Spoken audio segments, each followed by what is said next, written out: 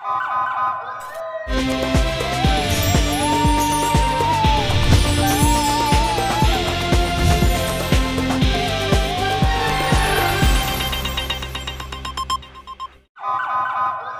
पहले नजर डालते हैं अब तक की बुलेटिन। नालाखोर की बड़ी कार्रवाई, दानिश उर्फ दानी डकैत गैंग गिरफ्तार।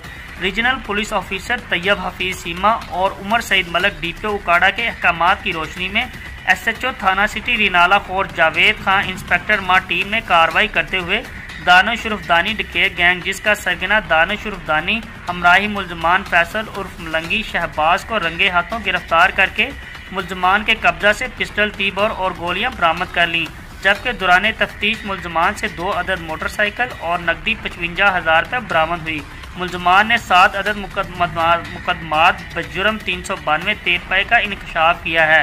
मुल्जमान को बराए शनाख्त ट्रेड राजधानी के 7 मुकदमात में हवाला जुडिशल भिजवा दिया जा रहा है। मुल्जमान ने इलाका थाना सिटी व सदर इनाला की मुख्तलिफ वारदातों का इंकशाफ किया है।